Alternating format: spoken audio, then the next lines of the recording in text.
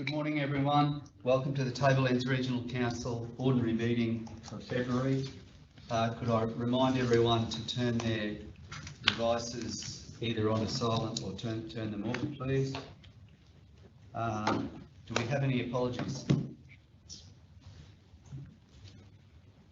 No, thank you.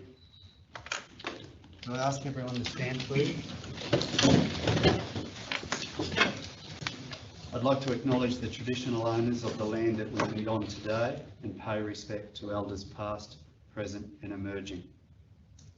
And also we will now observe a minute's silence as a mark of respect for those residents who have passed away during the previous month.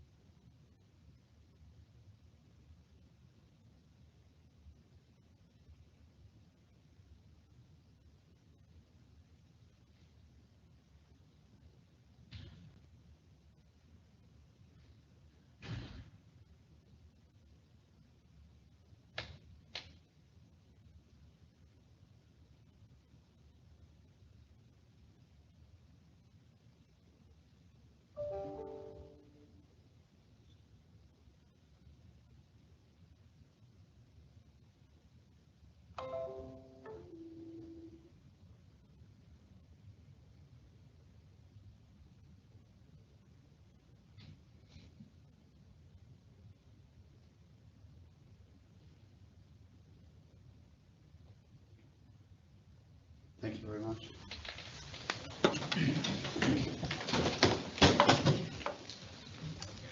Item 6. Do we have any declarations of any material personal interest / conflicts of interest by councillors or senior officers? Councillor Clifton. Thank you, Mr Mayor. In relation to item 14.1, a motion by Councillor Peter Hodge relating to the Atherton RSL. I want to inform the council that I am a member of RSL Queensland. I have been, and I'm an active member of RSL Queensland, as on what's called the unattached list, which means I'm not attached to any sub-branch of the RSL. I've been a member of the Cairns sub-branch RSL, including the president of that place, and I have a relatively high, if not diminishing it with time, I'm well known throughout the RSL. I have never been a member of Atherton RSL sub-branch. I have sought advice and I've been told that I don't have a prescribed conflict of interest or a declarable conflict of interest. So, Mr Mayor, I intend to stay in the meeting during that discussion. Very good. Thanks. Thanks very much, Councillor Clifton. Item 7, confirmation of the minutes. What we'll do is we'll go to the minutes of the 25th of January, the ordinary council meeting, the 25th of January. We'll go to those first. Can I have a mover of those ordinary council meetings of the 25th of January? Councillor Wilkes moving, Councillor Clifton seconding. Matters arising. Sorry. Before we do that, those in favour of the minutes? Carried. Yep. Thank you. Matters arising from those minutes. We've got some up on the screen here. Councillor Hodge, that first one is yours. Yes, the list of sundry debtors. I'd like to thank Manager of Finance for sending it through to me at 12:30 this morning. It was good. Thank you very much. Good to see you. Thank you. And just if we can just scroll down a little bit more. Thanks, Jackie. That next one. That's a different one, Councillor Hodge? Yes, yep, that's all fine, thank you. That's fine. Yeah, so we've got those on email, yes? Yes. Yep. And then finally, Councillor Cardew, the reduction in percentage of local spending. Did you get some advice on that, Councillor Cardew? Yeah, I did, thanks, Mayor. Yeah, I got the advice, there it is there. Yeah, I'm happy with the commentary around it, but just highlighting the fact that, and it does say in there that, that the staff are voluntarily aware that council's preferred option is to buy local where possible, and I just want to reinforce that. Make sure that where possible, let's spend our money locally. Very good. Thank you. Are there any matters of business arising from that meeting of the 25th of January? No, thank you. Okay, we'll go on to the special meeting of the 8th of February. Can I have a mover and seconder for those minutes? Councillor Hodge is moving the special meeting of the 8th. Councillor Clifton is seconding. Those in favour? Carried. Are there any matters arising from those minutes? Thank you. Okay, we'll go finally to our planning meeting of the 9th of February. Can I have a mover and seconder of those minutes, please? Meeting of the 9th of February. Councillor Cardew moving, and Councillor Wilkes seconding. Those in favour? Carried. Thank you. Any matters arising from those meetings, the planning meeting of the 9th of February? Okay, thank you.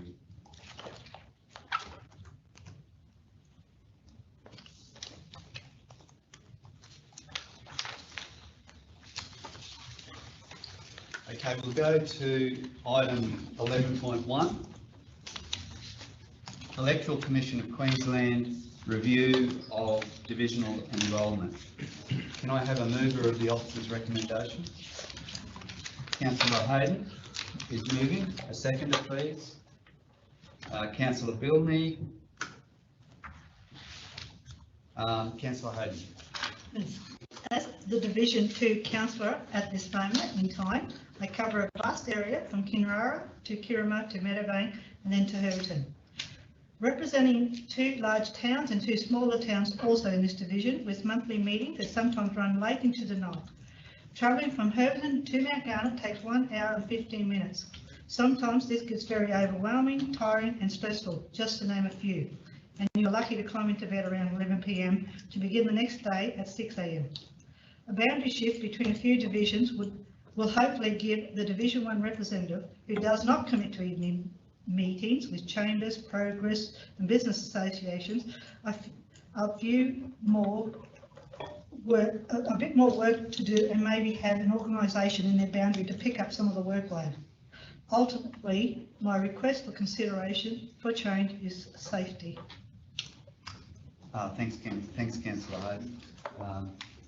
Councillor Bilney. Through the chair, I agree with the officer's recommendation for consideration to look into the boundaries, irrespective of who is the divisional councillor going forward. The same challenges are going to be experienced due to the civic and community duties undertaken. I think that there is an expectation that the councillor in that division does attend community organisation events and has involvement. And sometimes we've seen that these roles have been duplicated or even triplicated. For example, Anzac Day services. A redistribution of towns will make it more equitable, in my opinion. Thanks, Councillor Bilney. Councillors, any more discussion on this one? Councillor Cardew. Yeah, thanks, Mayor. Yeah, as the Divisional 1 councillor, I totally oppose this motion. I heard the comments from the Divisional 2 councillor, and my comment to that is, everyone's aware of their divisional boundaries before the election. You know the workload. That Divisional council has been in council a long time. in that area knows only too well what the job entails. So my comment to that, if it's too hot in the kitchen, well, maybe you've got to get out of the kitchen. So the quotas, the report that's up today and the letter from the Electoral Commission asked simple question, was the quotas in each of the divisions was reasonable? And if you go to the report, the quotas in each of the divisions, the enrolment numbers in each division is just about equal, or is, if not, through the whole of the 6 divisions. There is very, very little difference in numbers in each of the divisions. So the fact that, this request has been put up, and if it's successful, then in my mind, it's going to have a very large impact on the constituents within Divisions 1 and 2. And if the boundaries are changed, it will more than likely affect the boundaries of all the other divisions as well. So you're going to have, in my view, a large public unrest. Not to put aside the cost of such rectification. Now, this has only been done 4 years ago. The Electoral Commission's only done this 4 years ago. Just imagine what the cost is going to be like to the taxpayer to have to go back and change these. So I totally oppose this this motion, and I urge the other councillors to oppose as well. Thanks, Councillor Cardew. Councillor Billings? Through the chair again, I note the comments from Councillor Cardew. We had changes, wholesale changes last election, where all the boundaries were redistributed. I don't think that caused a public outcry. If the quotas are in the tolerance, I accept that. We're not talking about the reason for change being about quotas. We're talking about the geographical challenges of trying to undertake the role in Division 2. Thanks, Councillor Bilney. Anyone else like to, Councillor Clifton? Thanks, Mr. Mayor. The question I'd like to ask the CEO, in his considerable experience in local government, the fact that we make an application for review, have you had experience of a similar situation where a council has applied to the Electoral Commission for a review, and what sort of time and detail they take to put it into effect? Unusually, Councillor, no, I haven't, and so I can't comment about timing. What I can say is that us making a request doesn't guarantee a review, given that the divisions are currently within quota. But that's the only comment I could make. I had a brief conversation with the Electoral Commission about it, but didn't get any timing for it. But obviously it has to be completed before the next election. But I did just confirm that we are entitled to make the request under the provisions that exists, and that's why the report's structured as it is. Thanks very much. Councillors, final call. Look, I'll just add one thing, and with respect to my colleague Deputy Mayor Kev Cardew, I understand his argument, but I don't agree with him on this case. I mean, this is really, it's not really about the population thresholds. It's about one councillor having 3 significant communities to service across a fairly large geographic footprint. There's chambers, there's business associations, there's community groups. These things do add up. The request to be determined by the Electoral Commission, but the request is really about the welfare of the councillor, and for that reason I'll be supporting it. So those in favour of the motion? Okay, carried. If you can record that one again, please.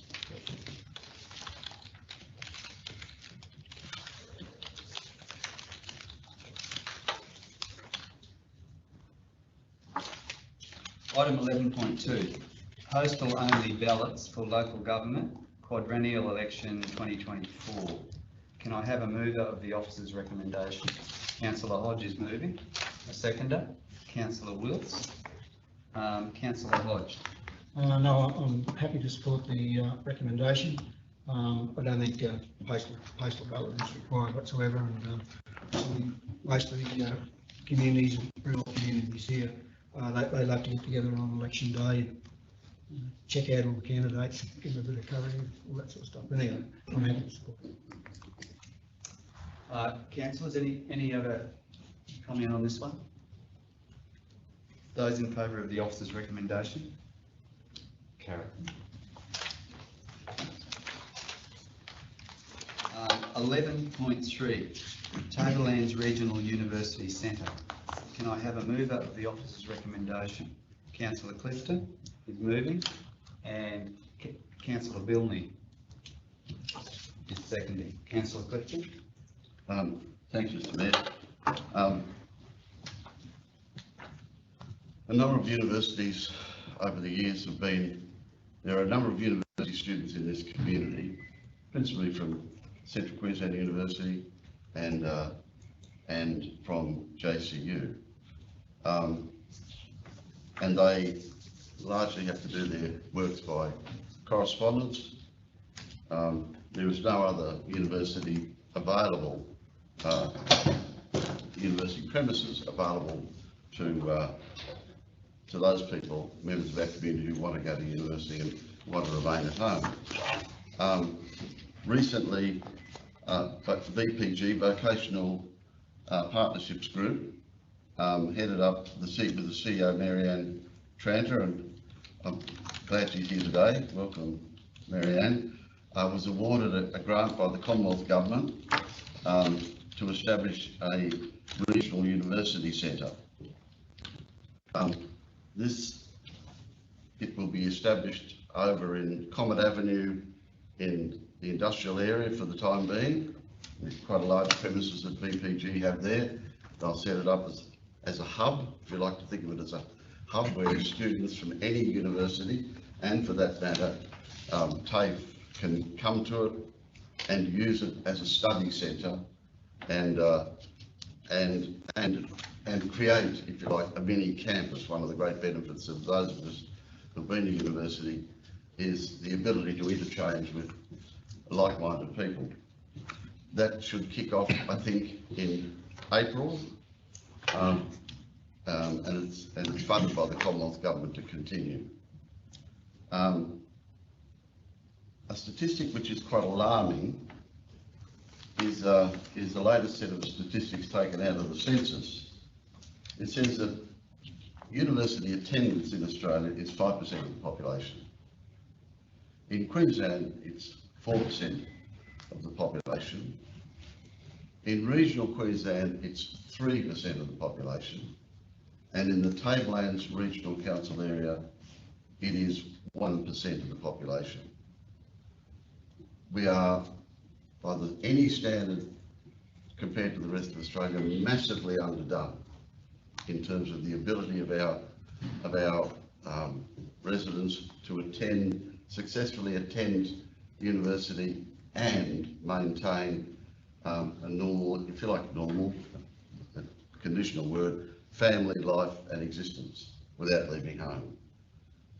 You can imagine the situation where how many sons and daughters of the men and women on the land have been faced with a terrible decision: do I go away to university or do I stay at home and work with mum and dad?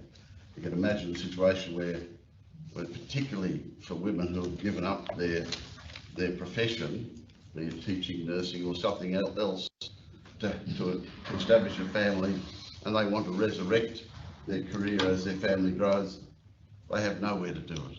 They have to study surrounded by nappies and dirty dishes or whatever the particular domestic arrangement is. So this is, as I see it, the first step in assisting and working in a partnership with VPG to establish and grow the Tableland University Centre. Hence the relatively modest but ongoing support over 3 years of 10, 15 and 20, $1,000. My understanding is that the use of those grants, if they're approved, is to provide additional services to the students. They're not to support VPG as such. They're there because they're being supported from elsewhere, but to provide additional services to the students who are there, whether it be, I don't quite know how, because I've never run a university hub. So I see this personally as, I'm very, very keen on it. I see it as the first step in the growth of something really special in the Tableland area. Thanks, Mr. Mayor. Thanks, Councillor Clifton. Councillor Billings? Yeah, through the chair, look, I would echo those comments completely. It does provide or present as an excellent opportunity to grow our own locally and allow that current education leakage to stay here. People can study without having to leave the area. It may also generate additional interest in study per se, particularly along a different demographic such as young mothers who can learn, get skilled and then re-enter the workforce at a time that suits them once the study's complete. So I completely support the regional hub. Thank you.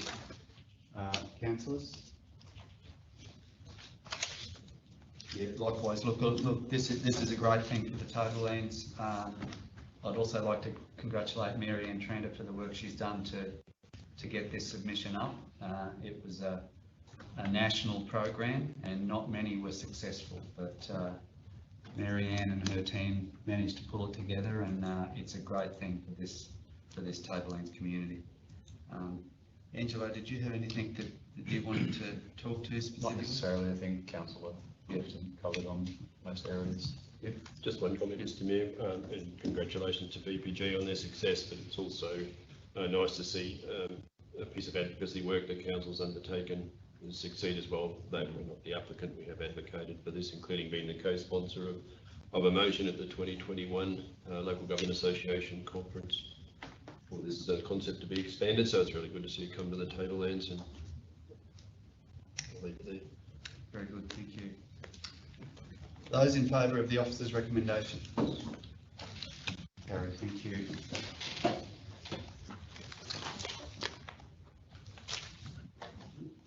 We'll go on to item 12.1, Bridge and Major Culverts, financial year 22-23. Do I have a mover of the officer's recommendation?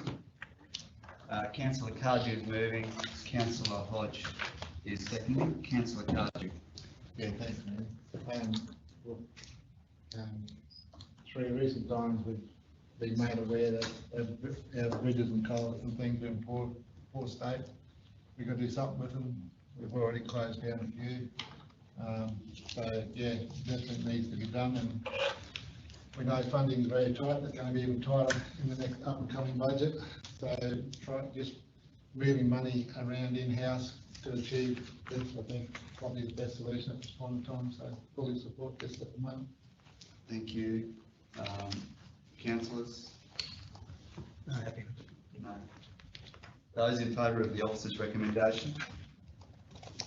Carried, thank you.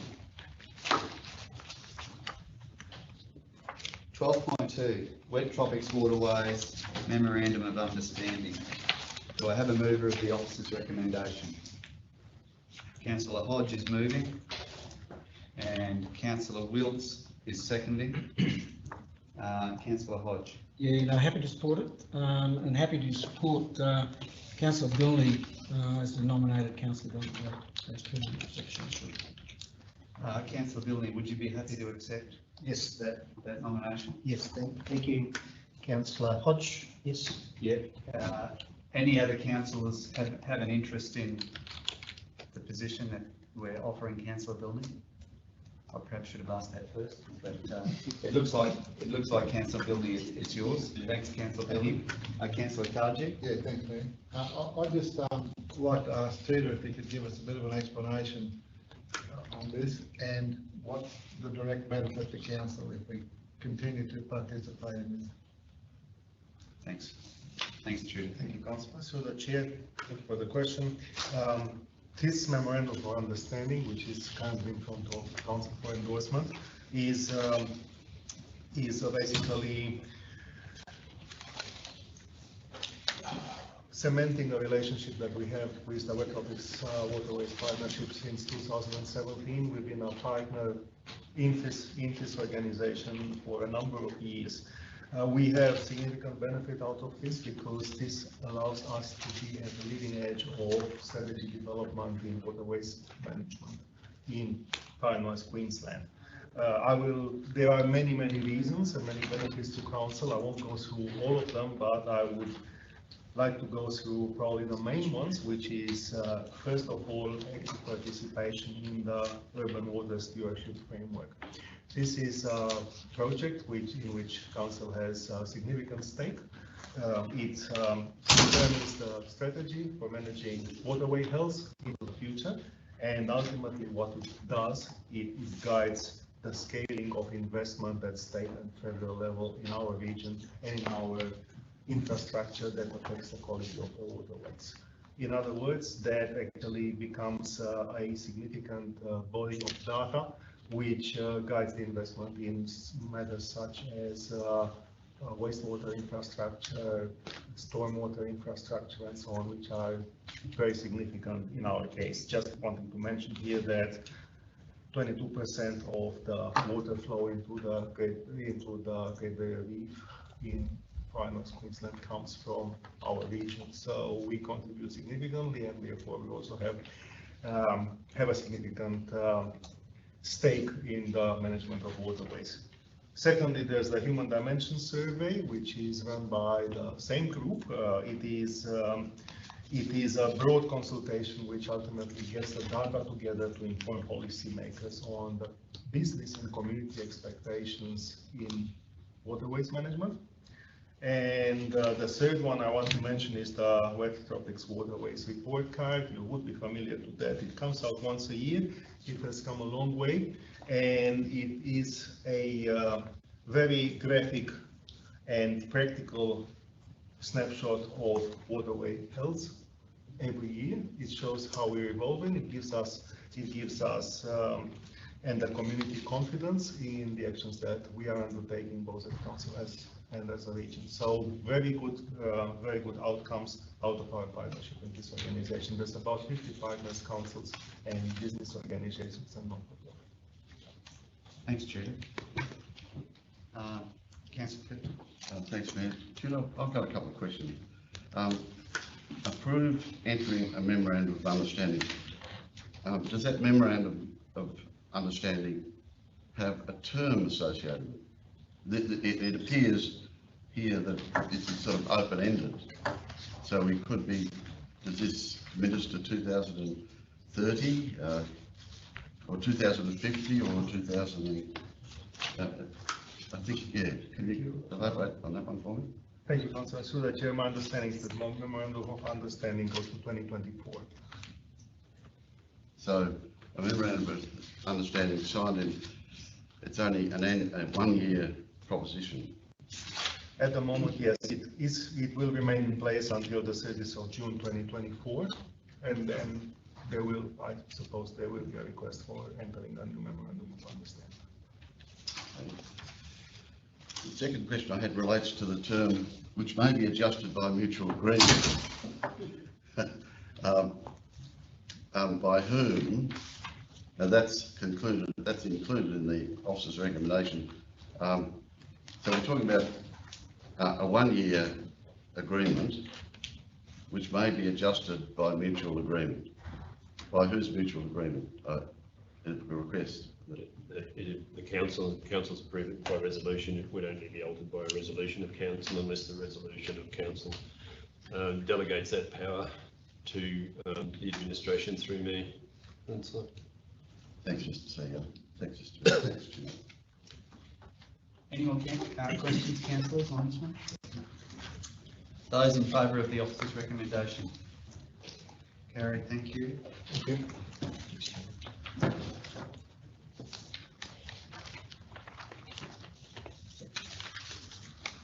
Item 12.3, Transport Assets Management Plan 2022.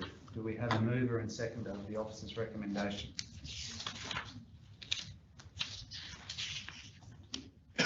Councillor Hodge is moving, Councillor Billney seconding. Councillor Hodge? Thanks very much. This is a very, I think, very good report, and what's quite necessary, because as you've all understood, in the last few days when we've had talking about asset management, this is especially to our sustainability going forward. We really need to have this in place, and so it can be enacted on. So I'm very happy to move, and any of the officers want to do it. I'm fine with it. Thank you. Councillor Billney? Nothing more. Councillors, anyone else like to talk to this one? Councillor Carter? Yeah, thanks, Andy. Look, I'd just like to know if all the other councillors have actually read this plan and understand it. Can I ask that question? I've scanned it, Councillor Cardew. I haven't read it, but I've scanned it. I've tried to read it, and I'm sorry, but I couldn't follow it, and I'm not comfortable in voting for something that I don't understand. It's a 60-page document. It's very bureaucratic. It calls up all sorts of other strategies and registers. On page 7, it talks about 5 different strategies. You've got TRC transport strategy, a financial asset register, an operational asset register, a roads maintenance management plan, and then you've got the asset management plan itself. I mean, I just don't understand it. I think surely there's got to be a way that we can produce a management plan in a much simplified way that people can understand it and read it. So I'm going to struggle, supporting this. Whether there's an option of deferring it to another meeting and having some more work done on this, may be an option, but I don't think I can support it in its current form. Thanks, Councillor Cardew. Can I just comment, Mr Mayor, that the plan was workshopped with council, and the structure of the plan follows an international standard, but standard not quite the right word, format and layout, and contains the information that is expected to be found in an asset management plan.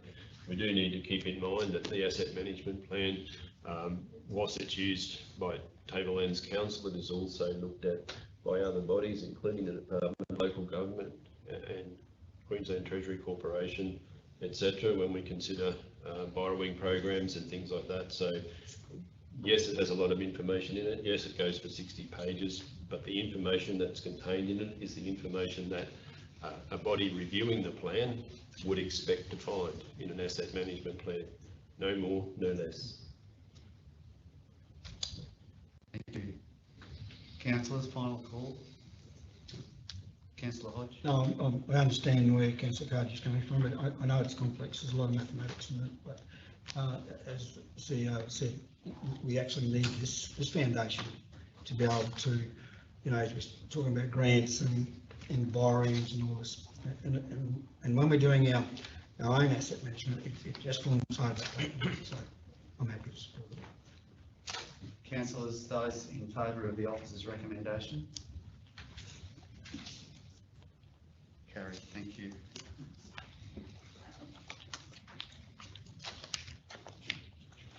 Okay, we'll go to item 13.1, the financial report, January 2023. Can I have a mover of the officer's recommendation? Councillor Hodge, seconded. Councillor Wilkes. Councillor Hodge. Thanks, Mr Mayor. Thanks for the report, Erica. It's just a couple of points now that I have received the report on the summary there, so thank you very much.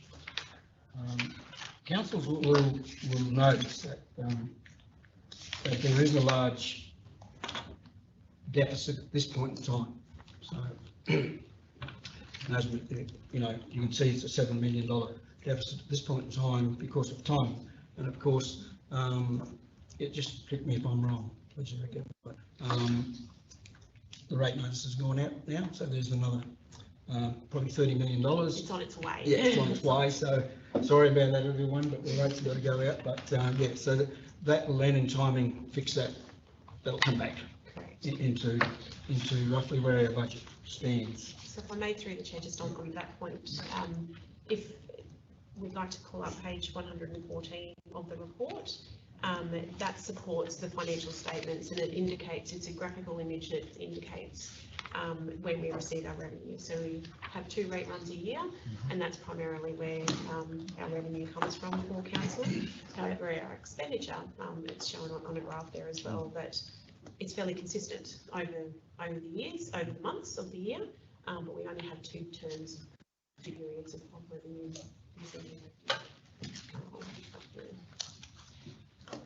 Thank you. Yep, that one there. So if you can see on the screen, there's the bottom graph shows our expenditure trends, and the above shows the revenue that we receive and the timing of that. So that's indicated, that's what's reflected really in the financial statements below. Thank you. Just 116 in the capital revenue. It's just in January, just a negative amount. Is that just a? Sorry, that's just a reflection of revenue. So on that table, the positive number shows the expense, the negative number shows the revenue. It's not a negative revenue. That's it for me, thanks. Thank you. Councillors, any more questions for Erica on this one? Those in favour of the officer's recommendation? Carried, thank you. It's a first, isn't it? Don't avoid any extra information. I was ready. It was one. You did well. All right, 13.2. Department of Resources, Herbert and Town Reserve Trusteeship transfer. We have a mover of the officer's recommendation. Councillor Cardew is moving, and a seconder, Councillor Hayden. Councillor Cardew. Thanks, Mayor. No, I don't have any problem with this officer's recommendation at all. I think it's very cheeky of the state to want to impose another significant cost on local government. So totally support the officer's recommendation. Thank you, Councillor Hayden. Nothing further to add. I think we want to inherit more land. Councillors, any further on this one? Those in favour of the officer's recommendation? Carried, thank you. Item 13.3, local laws review update. Do we have a mover of the officer's recommendation? Councillor Cardew, and a seconder. Councillor Wiltz. Councillor Cardew. Yeah, thanks, Mayor. I'd just like to ask if I could ask Bill to give a bit of a brief overview of this, and particularly in the table that you've got there, the project schedule. Bill, could you just outline what that all means?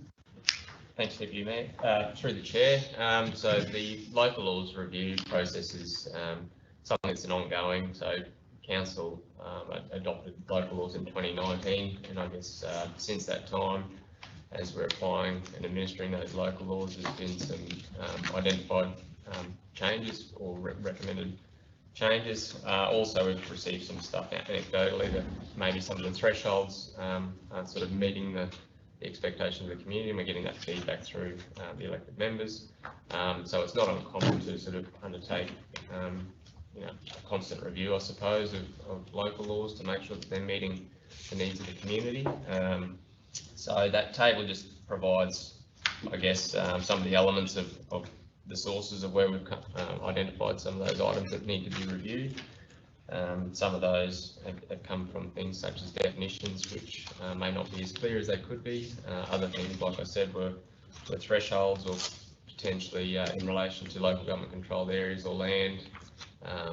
some of the activities that are prohibited or restricted may not be hitting the mark, so we're looking at changing some of those proposed restrictions or prohibited activities. So we've got some draft amendments that are currently in process. The other elements of the project include delegations and authorised persons' powers under those local laws. So we've recognised the need with changes in staff and so forth, and also to inform councillors. We've identified some training and some tools to be able to use to interpret and apply those local laws, so that they're efficient and effective for the community. So we're administering them as quickly as we could. So when it comes to applications and approvals and those sorts of things, we can get those out as quickly as we can. Thanks, Bill. One other Councillor thing, Carter. I know here that you're planning on workshopping those local laws in either April or May.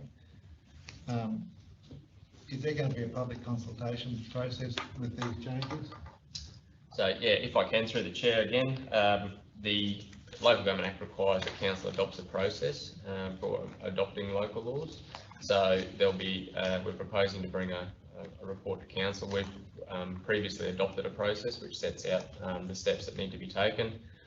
Where council's departing from what's called the model local laws, there's a requirement to assess it for any state interest. So if there's any inconsistency with state legislation, we need to consult with the state to make sure that they're happy with the draft local laws.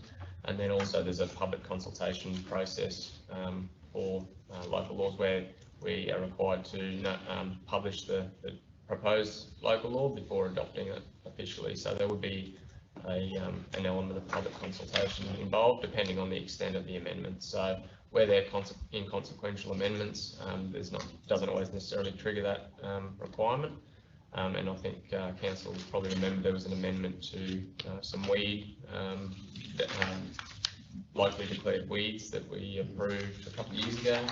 I think that was. Yeah, frog bit, and so there was a public notification process involved with that, but it's fairly straightforward. It's a publication in the newspaper and in the government gazette. So we don't anticipate too many drastic changes, and I think it's just about making sure that they hit the mark with what the community expectations are. So. The reason I ask that is that there's been a lot of issues in the rural res sector in Atherton, and we've been copping a fair bit of heat over it.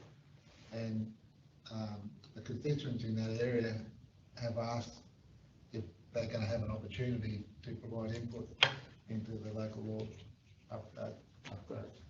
So I'd really like to see that happen, to be able to afford them the opportunity to have their say. Is that going to be in line with our processes? So yeah, through the chair, it's up to council essentially to the process that they adopt. So if you want to add another step in between, considering the draft local laws, or a more lengthy or detailed consultation on particular elements of the local law, I don't see that there'd be anything prohibiting council from doing that. So, I mean, we've certainly got some of that feedback anecdotally and through some of our local law enforcement activities. So, I think we're going to be fairly forewarned with some of those things. There's some of the definitions and the parameters we're looking at reviewing. So, but ultimately, it's going to be up to council to approve what those amendments are, and that will be obviously in light of what feedback you're receiving from the constituents. So to answer your question, yes, we can build that into the process. So council think that that's appropriate. Any more questions or discussion on this one, councillors? Those in favour of the officer's recommendation? Carried, thank you. Item 13.4, delegation of statutory powers, plumbing and drainage regulation. Do I have a mover for this? Councillor Cardew is moving, and a seconder. Councillor Clifton. Councillor Cardew? Yeah, no comment. It's pretty straightforward. It's done. Councillor Clifton? No comment, the same as councillor Cardew. Councillors, final call. Councillor Hodge? Yeah, no, happy to support it. The last thing we want to do is have a special council meeting over drainage at night time. We'll let the CEO handle that.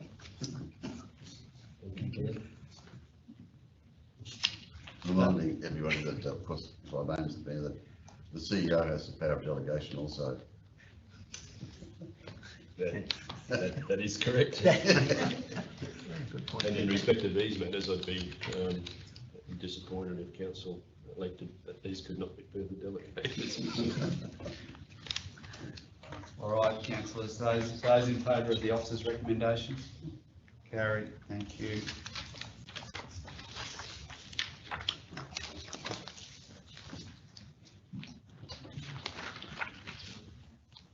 Item 14.1, we have a notice of motion, Councillor Peter Hodge, Atherton RSL.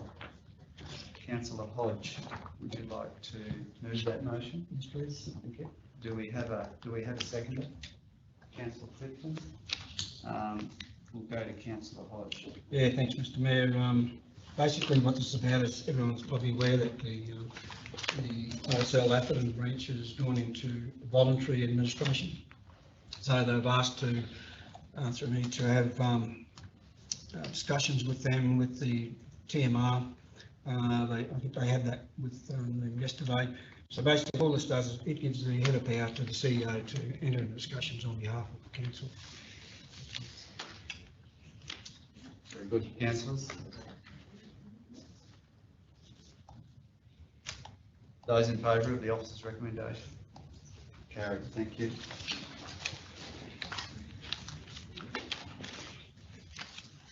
Item 14.2, Councillor David Bilney, notice of motion, Tablelands Rail Trail Strategy.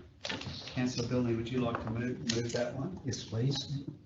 Do we have a seconder for the Councillor Wills? And we'll go to you, Councillor Bilney. Thanks, through the chair. As the author of the motion, the background that I set out in the reason for the report is self-explanatory, but currently there's no actual strategy in place for the rail trail. My belief is that the strategy should underpin a plan or action designed to achieve a long-term goal or overall aim. The intent is to achieve a set of objectives which is guided by a particular vision and direction. In the absence of such strategy, we face the issues that have recently been experienced when we should be following the guiding principles of that strategy. I strongly recommend also for the reintroduction of the Rail Trail Advisory and Management Committee. It was disbanded some time ago, and I'm not sure of the reasons why, but I think it's critical in having that advisory committee back on board and guiding the future of the rail trail. Thanks, Councillor Bilney. Councillor Wills. Yes, through the mayor. Yeah, thanks, Councillor Bilney, for putting this forward. We had some discussion on this when you first were bantering this around. Fully agree that if we did have a strategy and subsequent management plan, we may not have ended up where we did last month. So I totally agree with this and I'll be supporting it. Thank you. We'll go Councillor Cardew, then Councillor Clifton. Huh? Yeah, thanks, man. You said that there's no strategy. I'm willing to believe that there is a strategy. I'm not sure. I only got this information this morning. Yeah, there is a copy of the management plan that you put in here as part of your, which I don't believe has been adopted by council. But anyway, putting that to one side, I totally support that we need a strategy. Don't get me wrong. Just how we go about doing it. Yes, and what Councillor Will said earlier, if we'd had a strategy and we had guidelines in place, we wouldn't have been in the situation we're in at the special meeting.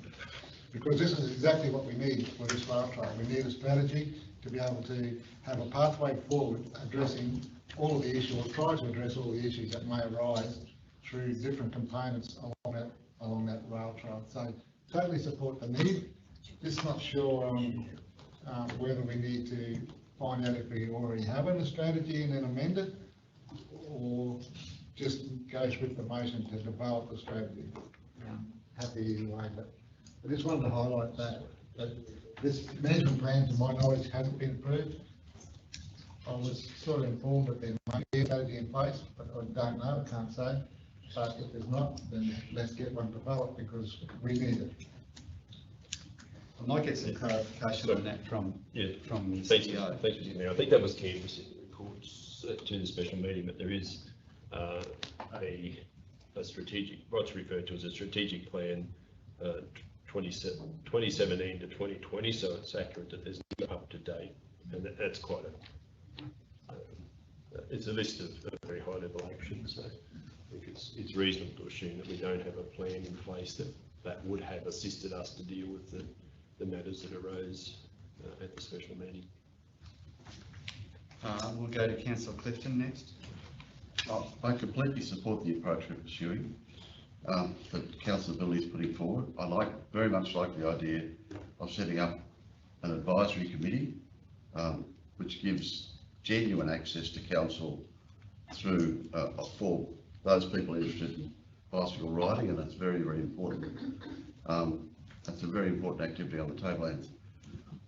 I'd like to see, I'm aware from my very first year in the role as a councillor, that there has been over the time a lot of confusion and angst about the use of those council, I use the term road cases, which are there, which are public areas which farmers use backwards and forwards. And I would really like to see those included in whatever we're doing, so that if we come up with a strategy for the rail trail, we come up with a strategy for the use of unused council roads, because there are many of them, lanes and passageways which go nowhere, which are available for use without, with in many cases, minimum disruption. But there does need to be a mechanism to discuss how they can be used, and a mechanism to discuss how they can be consulted properly. So I will be supporting the motion, but I really would like to see it expanded, our thinking to expand to include those areas as well. Thanks very much. Sorry, through the chair, if I could just identify that the intent of the cycling strategy is that we, the cycling strategy will review all of the available assets, and so I would expect that there might be some additional recommendations that would come out of that process around that management. So I think that's kind of already in train as part of that process. Thanks. Thank you. Councillor Hodge. Yes, as you'll see in the attachment of the rail trail, which was in May 2015, which was on the council that you and I were on, there is sets out here a management plan, and most likely we probably haven't done what we're supposed to be doing. If you go through the plan, you know, it tells you what should be done every 6 months, you know, the maintenance of the trail and all these sorts of things that have to be done. Check the structural integrity of bridges and everything, all that. There is a management plan. And I think if we go to it, it says the goals of the trail maintenance plan is to ensure that the trail users continue to experience safe and enjoyable conditions, guard against the deterioration of trail infrastructure, therefore maintaining the investment made on behalf of the community, minimise council's exposure to potential public liability claiming arising from incidents which may occur on the trail, and set in place a management process to cover most foreseeable risks. So we do have the management plan. I think we just got to go through it and make sure it happens, basically. And happy to support it. Councillors, those in favour of the office of Councillor Bilney's recommendation? Carried, thank you.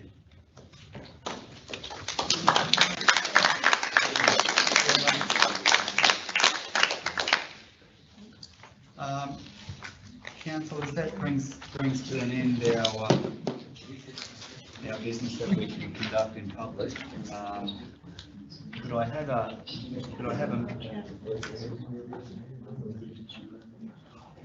sorry, I don't believe there's any business without notice. If I overlook something, business without notice? Can we raise from the floor, general reasons here? No business without notice, thank you. Sorry, I should have asked that. Yeah. Yeah. So what we'll do, council, is we'll take a small recess for 10 minutes. And when we come back, we'll go into confidential. So yeah, 10 minutes. Back in by 5 past. Welcome back. We will reconvene the meeting now, and we need to go into confidential, and Jackie's going to put up the recommendation. That's the reasons for closing. The reasons, I should say, the reasons for closing.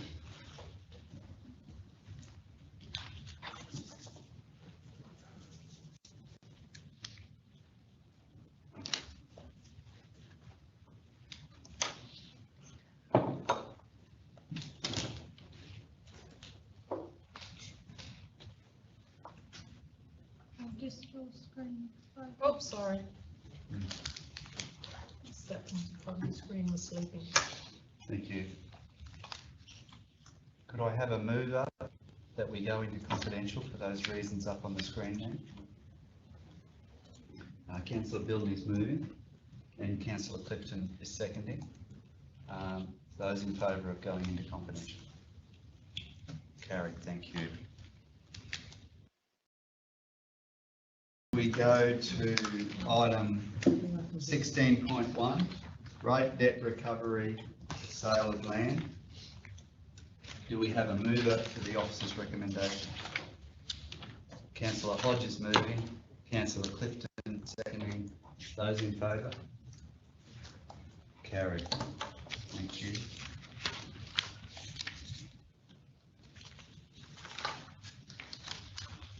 Item 16.2, council social housing. Do we have Councillor Kaji is moving the officer's recommendation? Councillor Bilney is seconding. Those in favour? Carried. Thank you.